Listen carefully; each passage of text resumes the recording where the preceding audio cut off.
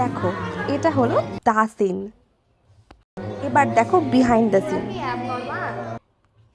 কথাটা বলা আমার একদমই উচিত হয়নি, তবে বকা দিয়েই হোক আর ভালোবেসেই হোক টানা 1 সপ্তাহ ধরে গান রিহার্সাল দেওয়ার পরেও যখন আমার স্টুডেন্টরা স্টেজে উঠে ঠিক ভিজে বিড়ালটিই হয়ে যায়, তখন ঠিক কতটা রাগ ধরে। দেখো, শুধু আমার একার গলা শোনা যাচ্ছে, ওদের কারোর কণ্ঠস্বরই শোনা যাচ্ছে না।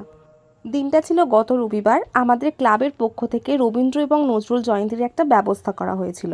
তো আমরা সবাই রেডি সেডি হয়ে তো চলে গিয়েছিলাম অনুষ্ঠানে।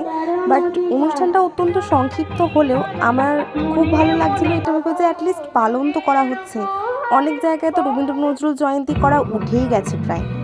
আমাদের পাড়ায় ট্যালেন্টের একদমই অভাব নেই, তাই ছোট থেকে বড় প্রত্যেকে অত্যন্ত আনন্দের সঙ্গে অংশগ্রহণ করে। আর দর্শকরা তাদের মনোযোগ দিয়ে দেখেন এবং ভালো ভালো কমপ্লিমেন্টও দেন। গত বছর আমরা লাল পাড় সাদা শাড়ি পরেছিলাম, তাই এই বছর হলুদ শাড়িটাকে আমরা চুজ করে নিয়েছিলাম। হলুদ শাড়ি সবার কাছে অ্যাভেলেবেল মোটামুটি থাকে, আর এটা আমাদের সবাইকে বেশ ভালো মানিয়েছিল, একটা গ্রুপ লাগছিল। দাদা ভারী সুন্দর গান গায়, তাই প্রত্যেক বছর দাদার সমাপ্তি সঙ্গীত দিয়েই আমাদের অনুষ্ঠান শেষ হয়। তবে বৃষ্টি আসায় অনুষ্ঠান একটু ছন্দপতন হচ্ছিল, কিন্তু শেষ অবধি আমরা প্রত্যেকে ছিলাম।